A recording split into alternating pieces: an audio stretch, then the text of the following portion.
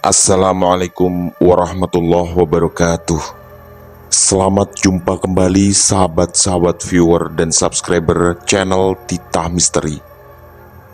Kali ini kami akan membawakan sebuah kisah misteri dengan judul Tumbal Gunung Kawi Harus Dibayar. Selamat mengikuti.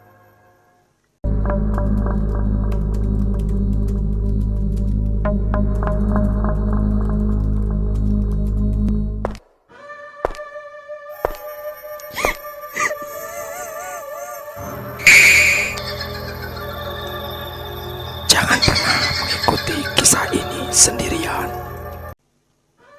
Ketika impian duniawi menjadi raja, tak jarang manusia tergelincir dalam perbuatan-perbuatan yang menabrak aturan agama. Boyolali 1982. Pagi itu Mbah Sukiran terbangun dengan keringat dingin membasahi sekujur tubuhnya.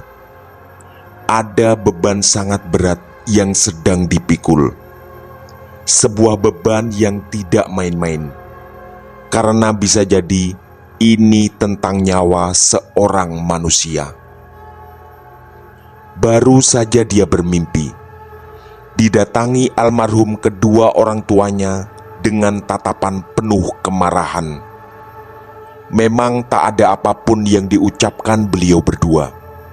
Tapi terkadang sebuah tatapan memang bisa mengandung makna yang jauh lebih dalam dari kalimat apapun. Beliau berdua dulu selalu menasihati untuk selalu hidup dengan jujur dan lurus. Juga mewanti-wanti agar jangan pernah mencari rezeki dengan merugikan orang lain. Pesan luhur itu yang beberapa bulan terakhir ini dilanggarnya. Mbah Sukiran sadar betul, mimpi yang baru saja dialami bisa jadi adalah semacam pertanda bahwa apa yang sedang dilakukannya sangat tidak direstui oleh kedua orang tuanya. Mbah Sukiran pun lalu duduk termenung di ruang tamu. Dia kini memang hanya tinggal berdua dengan istrinya. Semua tiga anaknya sudah berumah tangga dan kini tinggal jauh dari mereka. Di sudut lain desa itu, sore harinya, seorang anak berumur 14 tahun sedang duduk menunggui ibunya yang terbaring lemas. Wajah ibunya sayu dan sangat pucat selama 3 hari ini. Tak ada makanan apapun yang bisa masuk, karena setiap apa yang disuapkan selalu dimuntahkan lagi. 2 kali dibawa ke puskesmas, tapi 2 kali pula dia mendapat jawaban yang sama, bahwa ibunya sebenarnya tidak sedang mengidap penyakit apapun, hanya perlu istirahat. Begitu jawaban yang didapat dari puskesmas. Nama anak itu adalah Ponari. Ada beberapa hal yang membuat hidupnya tak tenang selama beberapa hari ini. Selain sang ibu yang sedang sakit dan terasa aneh, ada kabar miring yang beredar bahwa Pak Toyo bapaknya sedang menjalin hubungan terlarang dengan janda desa sebelah. Walau Ponari tak berani menduga kebenarannya, tapi kabar miring itu sangat mengganggu. Dugaan sementara dalam hatinya adalah sang ibu mengalami tekanan batin karena mungkin bapaknya memang sudah selingkuh. Ketika memijit-mijit kaki sang ibu, tiba-tiba terdengarlah suara ketukan pintu depan. Setelah Ponari menghampiri, ternyata itu adalah Subekti, teman sekolah dan ngajinya yang juga adalah tetangga dari Ustadz Harun. Dengan tergesa Subekti mengabarkan bahwa dia dipanggil oleh Ustadz Harun saat ini juga. Ponari pun segera minta izin pada bapak dan ibunya untuk berangkat ke rumah Ustadz Harun. Dalam hati dia meyakini tidak mungkin Ustadz Harun memanggilnya sore itu kecuali jika ada sesuatu yang benar-benar penting.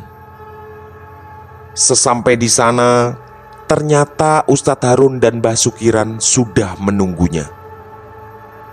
Setelah Subekti disuruh pulang, Mbah Sukiran memulai cerita panjangnya. Ternyata semuanya sangat menakutkan, sekaligus menjadi petunjuk tentang sakit yang sedang diderita Ibu Ponari. Sambil menangis terseduh-seduh, Mbah Sukiran mengaku dengan gamblang di depan Ustadz Harun bahwa selama beberapa bulan ini dia menjadi orang kepercayaan Pak Toyo. Dan dia juga mengaku bahwa Pak Toyo saat ini sedang menjalani pesugihan.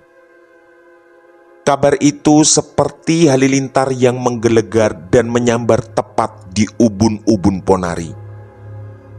Pesugihan adalah sesuatu yang sama sekali tak pernah dibayangkan olehnya.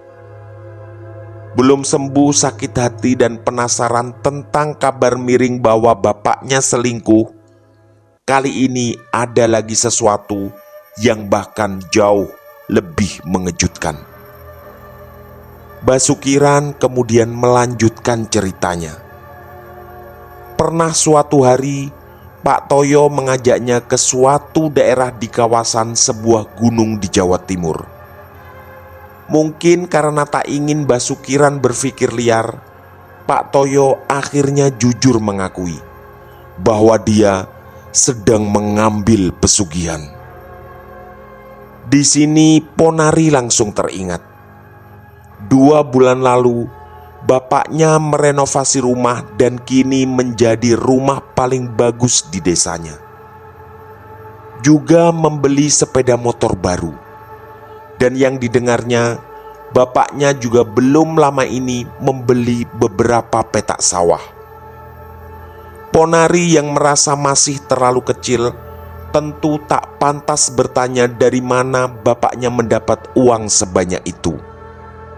Apalagi bapaknya pernah bercerita bahwa dia baru saja mendapat pembagian warisan dari sang kakek. Keterkejutan Ponari belum berhenti sampai di situ. Pengakuan Mbah Sukiran berikutnya benar-benar terasa berpuluh-puluh kali lipat menampar pikirannya. Kata Mbah Sukiran, tumbal dari pesugihan itu adalah istrinya, yang juga ibunya Ponari. Tangis dan teriakan Ponari seketika langsung pecah dan sedikit mereda ketika Ustadz Harun berusaha memeluk dirinya. Masih dengan menangis, Mbah Sukiran melanjutkan lagi pengakuannya. Saya pengen tobat deh Ustadz. Begitu yang diucapkan dengan suara yang terdengar gemetar. Ada penyesalan yang jelas terlihat di antara gurat-gurat keriput wajahnya yang memang sudah cukup tua. Mbah Sukiran mengaku sepetak sawah dan sepeda motor yang baru dibelinya adalah pemberian dari Pak Toyo. Tentu dengan syarat agar rahasia tentang pesugihan ini harus dipegang erat apapun yang terjadi. Tapi mimpi yang tadi malam mendatanginya benar-benar membuatnya takut dan ingin segera bertobat, bahwa jalan sesat ini harus segera diakhiri. Dan Bu Sinem, istri Pak Toyo yang juga adalah ibu Ponari, harus segera diselamatkan. Emosi Ponari tiba-tiba mendidih. Hatinya benar-benar tak rela jika sosok yang melahirkannya akan dijadikan tumbal demi keserakahan bapaknya. Tapi lagi-lagi Ustadz Harun memeluk Ponari sambil berbisik bahwa semuanya harus disikapi dengan hati-hati dan penuh perhitungan. Lalu ketegangan semakin memuncak ketika Mbah Sukiran berkata bahwa malam Sabtu Kliwon nanti malam adalah malam persembahan tumbal yang telah diperjanjikan oleh Pak Toyo. Ustadz Harun pun melirik jam dinding. Jam 4:20. Setelah terlihat terdiam berpikir beberapa saat, Ustadz Harun pun bersuara. Pertama, beliau mengatakan bahwa berurusan dengan hal seperti itu adalah jalan yang benar-benar sesat. Dan sama seperti yang sedang difikirkan Ponari, Bu Sinem harus segera diselamatkan. Rencana pun kemudian disusun. Mbah Sukiran diminta mengajak Pak Toyo keluar. Alasan yang disiapkan adalah ada sawah yang dijual murah di kecamatan sebelah. Itu akan membuat Pak Toyo bisa diajak keluar dari rumah minimal 2 jam. Lalu Ustadz Harun akan minta tolong pada Pak Sutrisno, pemilik delman, untuk membawa Bu Sinem keluar ketika Pak Toyo sudah pergi. Selanjutnya Bu Sinem akan diamankan di rumah Ustadz Harun. Tapi sebelumnya Ponari diminta pulang dan benar-benar merahasiakan rencana ini. Nanti setelah Mbah Sukiran berhasil mengajak Pak Toyo keluar, Ponari harus menulis surat. Dan surat itu diletakkan di atas meja. Intinya, dia terpaksa membawa sang ibu ke seorang dukun yang agak jauh, tanpa memberitahukan di mana tempatnya. Tentu saja dengan harapan, ketika Pak Toyo membaca surat itu, dia tak bisa lagi melanjutkan acara ritual persembahan tumbal yang harus dilaksanakan nanti malam. Dan tugas Mbah Sukiran lagi, setelah pura-pura bernegosiasi tentang harga sawah dan pulang, dia harus menyusul ke rumah Ustadz Harun juga. Setelah briefing singkat itu, Ponari dan Mbah Sukiran ditanyai apakah sudah paham dengan jalannya rencana. Dan setelah mereka berdua mengangguk, semua langkah siap dijalankan.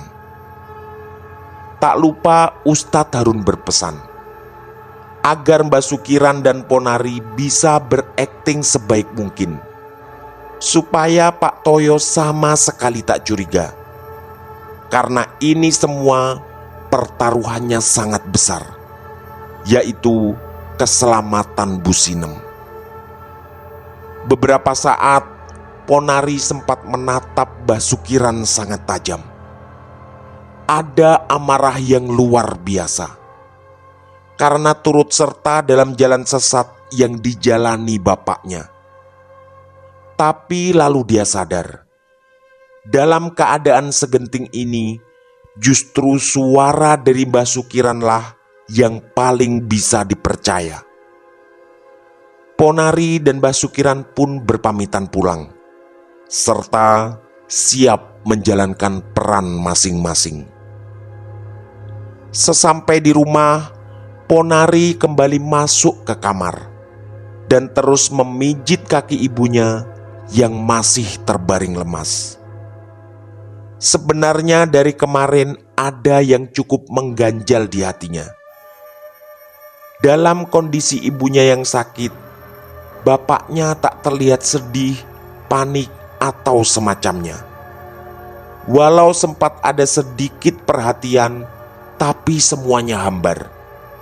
Apalagi kini Ponari telah mengetahui kedok di balik semuanya.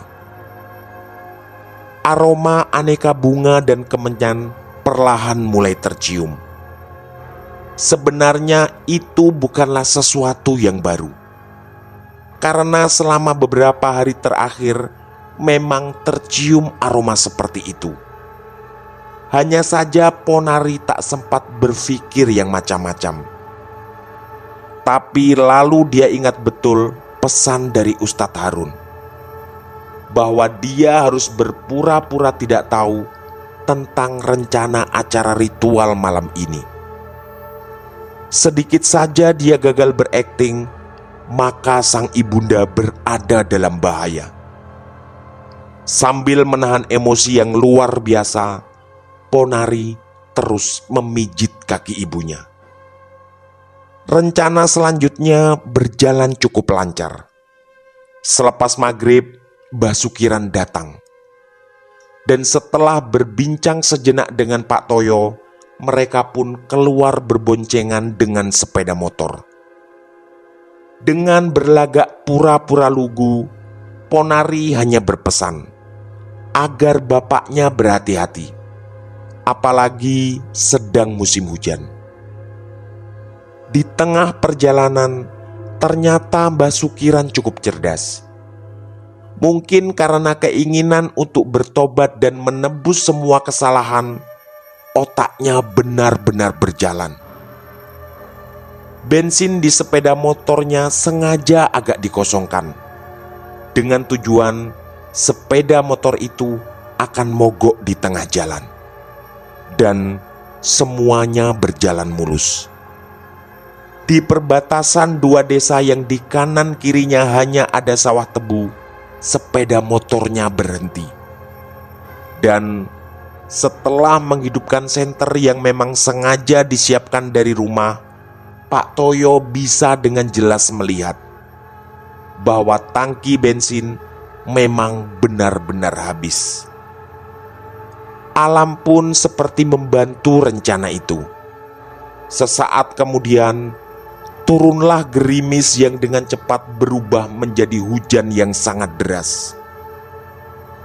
Basukiran menawarkan untuk mencari tempat berteduh di gubuk-gubuk sawah pinggir jalan.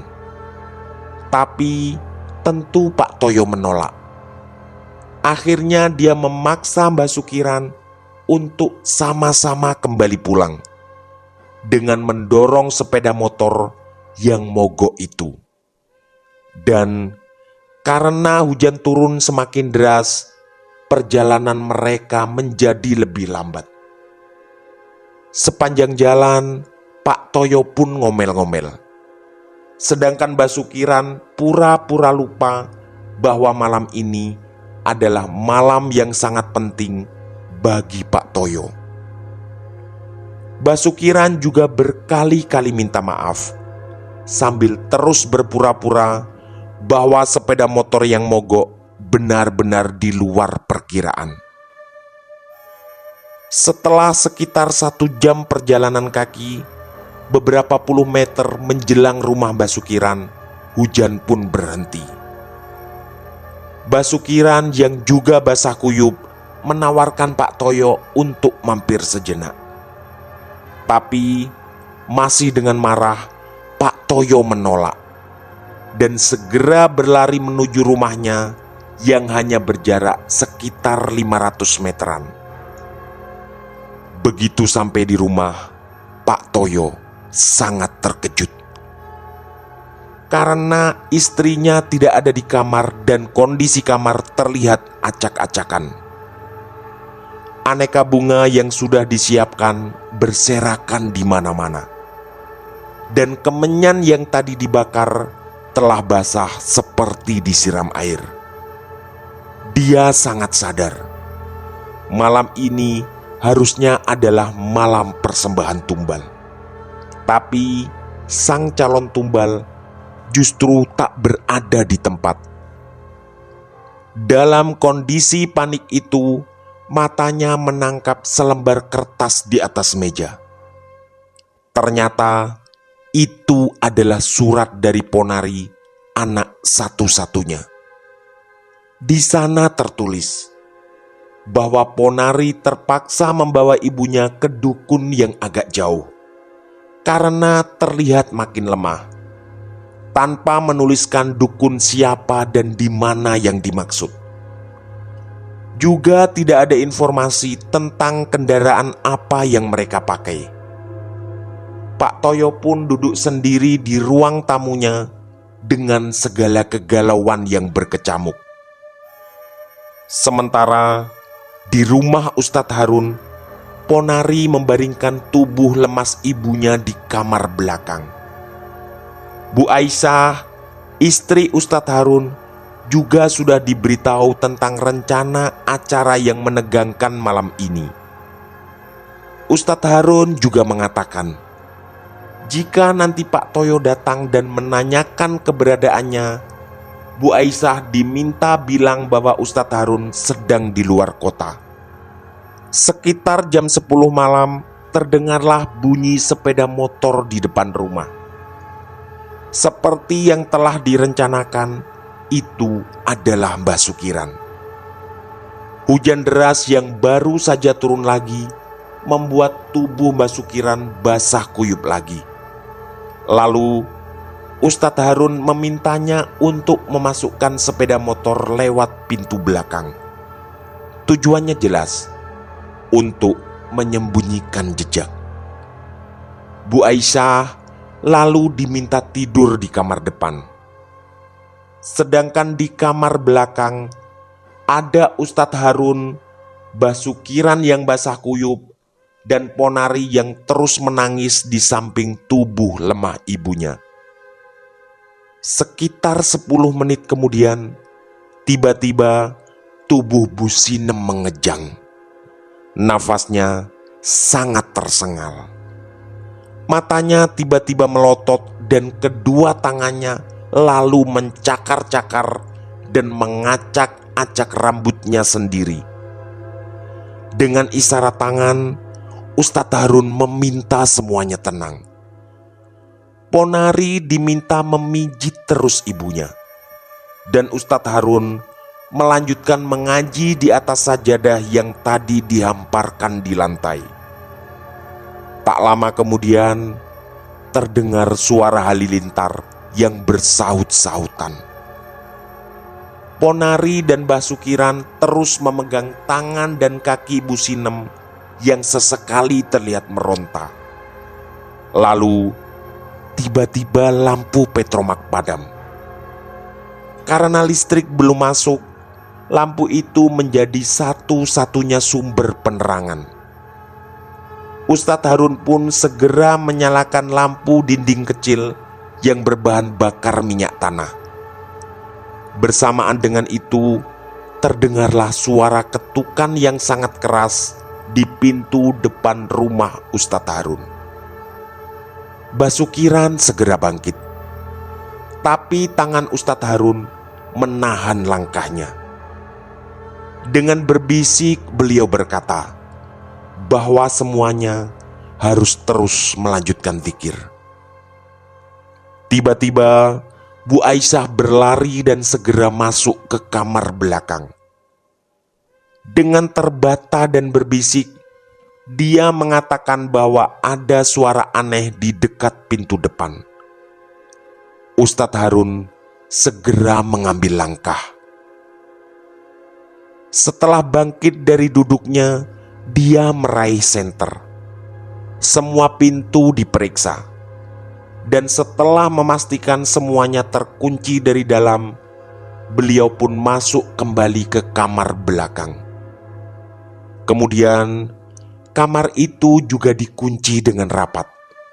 Lalu beliau bersila dan melanjutkan zikir.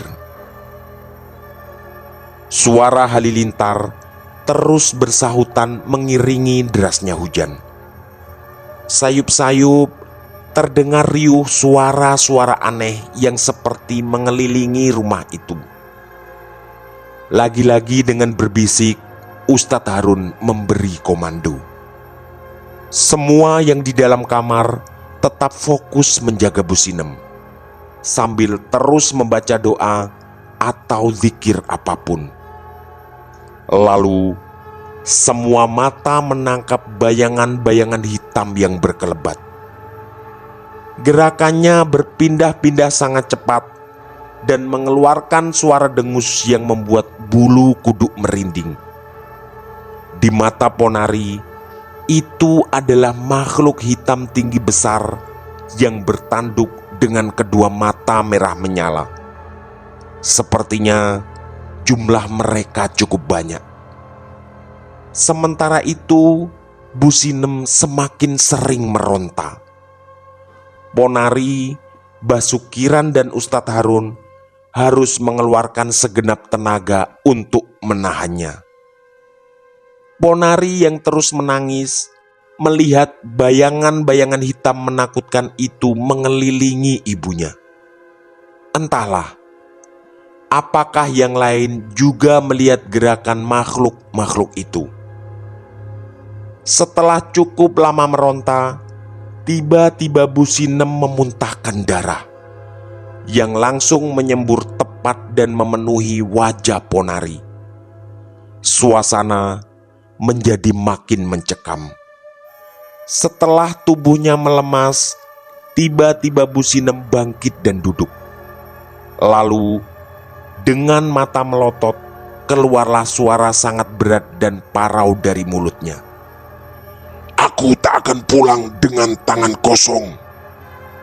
Sesaat kemudian, Bu Sinem pun jatuh pingsan. Bersamaan dengan itu, bayangan-bayangan hitam nan menakutkan perlahan juga menghilang. Ketegangan sedikit agak mereda, walau tentu belum benar-benar hilang karena situasi masih belum menentu. Ustadz Harun kemudian mengulurkan baju bekasnya pada Ponari untuk membersihkan wajahnya. Setelah keningnya dipegang Ustadz Harun sambil komat kamit, Bu Sinem pun sadar. Kalimat pertama yang dikeluarkannya adalah, "Aku di mana?" Ponari lalu langsung memeluk ibunya dan mengatakan bahwa sekarang mereka semua ada di rumah Ustadz Harun. Wajah Bu Sinem terlihat lebih segar, walau masih sangat jelas keletihan di sana.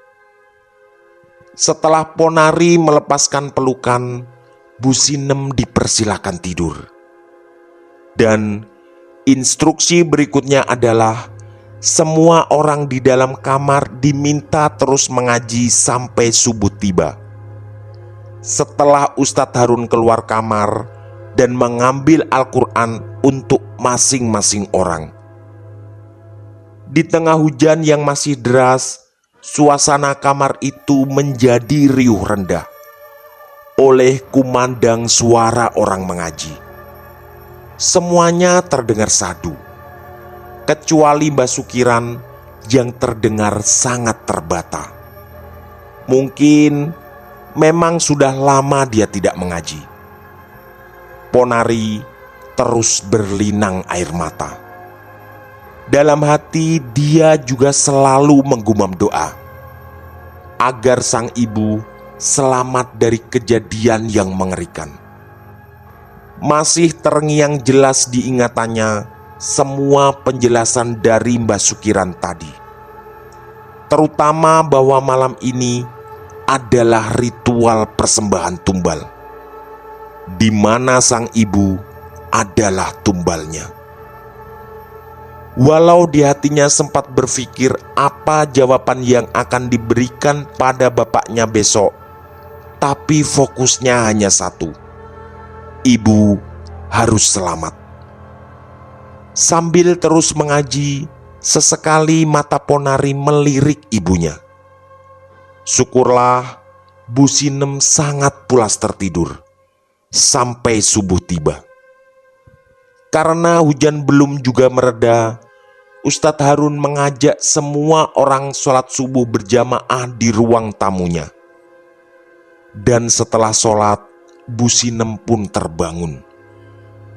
Syukurnya dia lebih segar dan bahkan bisa menikmati sarapan yang disediakan oleh Bu Aisyah. Ponari dengan wajah yang mulai berbinar berkali-kali memeluk dan mencium ibunya. Setelah dengan perlahan menghabiskan makanan, Bu Sinem pun bertanya, tentang kenapa dia ada di sini. Dan Ustadz Harun akhirnya yang bersuara. Beliau lalu menjawab bahwa tadi malam Bu Sinem pingsan dan rencananya akan dibawa ke puskesmas. Tapi karena hujan sangat deras, Ustadz Harun menahan dan meminta istirahat di rumahnya. Apalagi menurut keterangan Ponari, sudah 2 kali dibawa ke puskesmas, tapi tak ada penyakit apapun yang ditemukan. Bu Sinem tak henti-hentinya mengucapkan terima kasih pada Ustadz Harun dan Bu Aisyah karena bersedia menampungnya. Begitu juga dengan Ponari, yang selalu berkaca-kaca setiap kali mengucapkan terima kasih pada Ustadz Harun. Waktu terus berjalan dan pagi pun tiba. Ketegangan benar-benar jauh berkurang dibanding suasana tadi malam. Setelah mencuci muka, Basukiran pun pamit pulang. Dia beralasan tadi malam hanya pamit ke istrinya melihat sawah, dan pagi ini akan istirahat di rumah karena semalam suntuk tidak tidur. Sementara Ponari juga diminta Ustadz Harun untuk pulang mengabari bapaknya bahwa ibunya sudah membaik dan kini sedang berada di rumah Ustadz Harun. Juga mengabarkan agar jangan terburu-buru menjemput ibunya. Tak lupa beliau juga meminta agar Ponari tak perlu menceritakan kejadian apapun sepanjang tadi malam. Kata Ustadz Harun, biarlah hanya semua yang mengalami tadi malam yang tahu, karena masih ada kekhawatiran. Jika memang semua yang disampaikan Basukiran benar, bapaknya akan mengambil langkah lain. Intinya, cukup mengabarkan bahwa ibunya sudah membaik dan nanti akan pulang setelah kondisinya benar-benar stabil. Setelah menikmati sarapan yang juga disediakan untuknya, Ponari pun pulang dengan bersepeda kayu.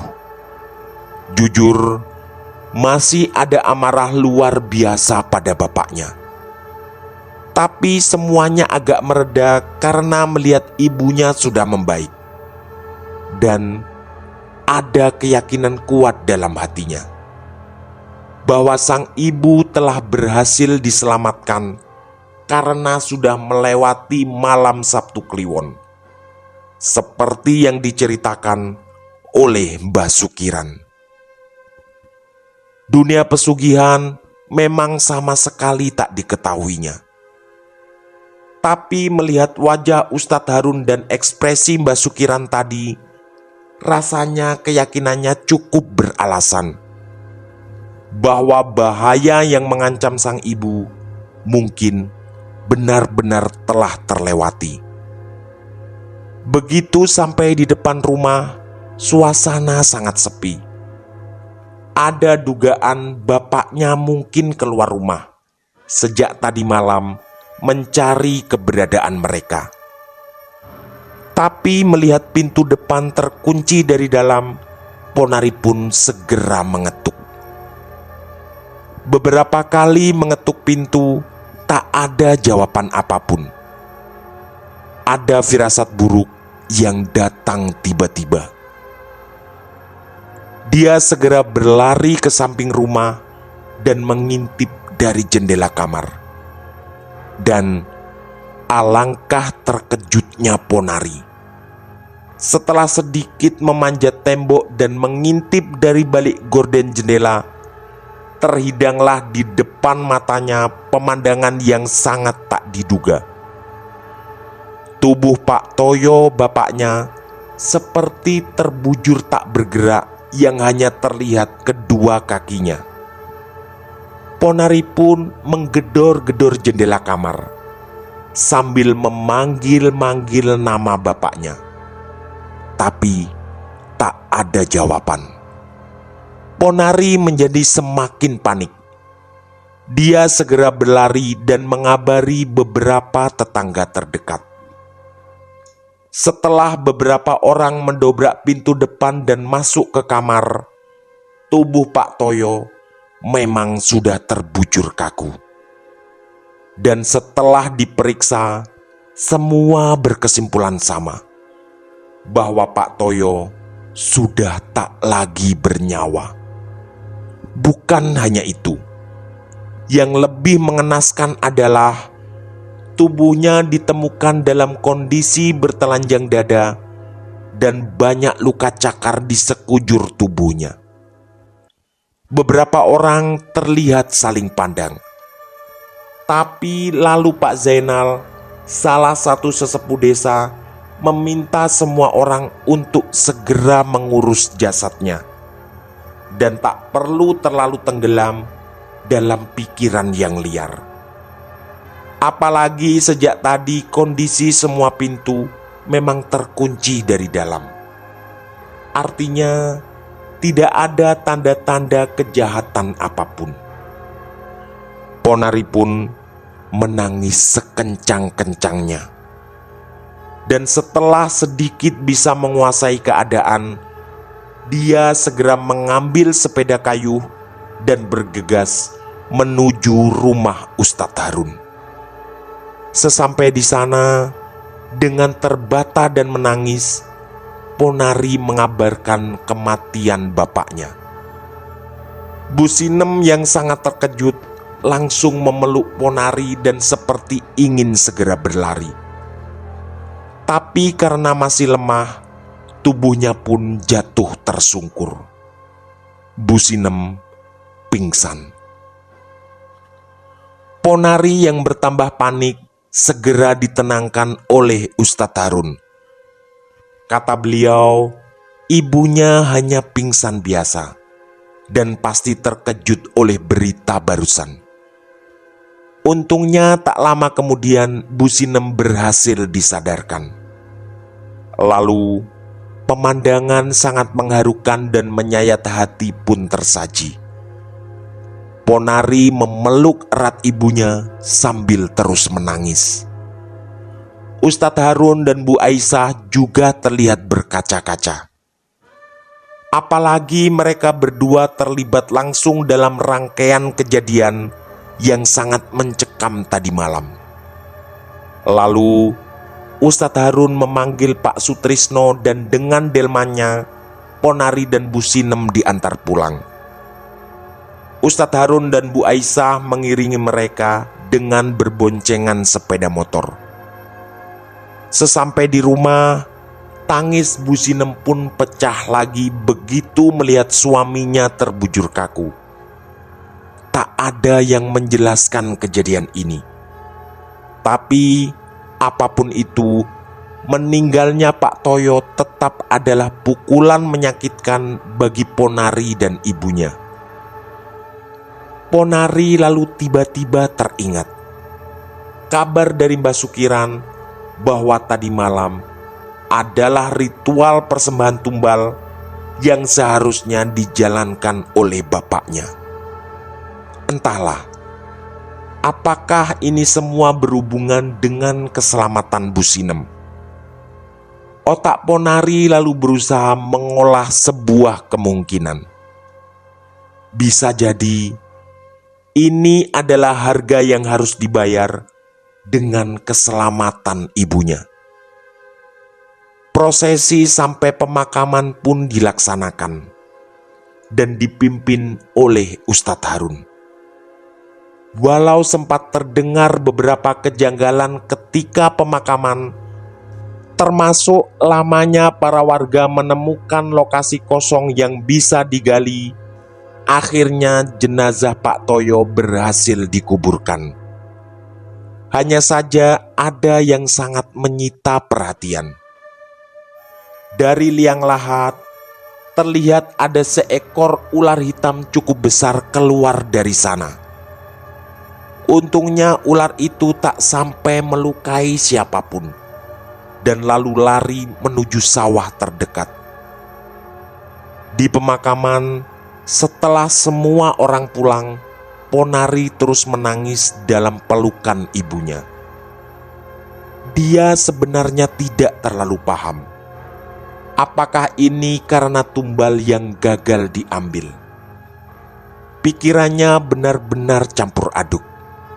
Tentu ada rasa bahagia karena sang ibunda berhasil diselamatkan setelah melewati beraneka ketegangan tadi malam.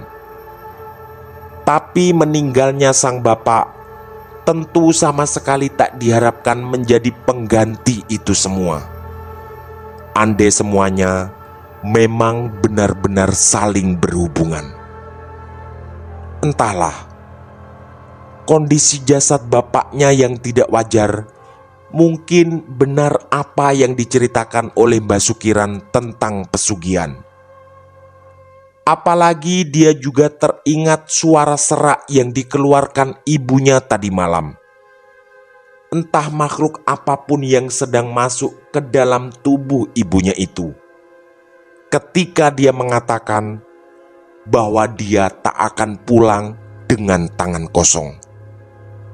Dalam hati Ponari berjanji, dia tak akan pernah menceritakan apapun pada ibunya. Karena itu pasti akan semakin mengiris hatinya. Ponari pun terus terisak dalam pelukan sang ibu sampai beberapa lama. Bu Sinem terus mengelus-elus punggungnya sambil berbisik bahwa Ponari harus terus mendoakan bapaknya agar mendapat ampunan di alam sana. Dan pelukan itu terlepas setelah terdengar berita dari pengeras suara di masjid.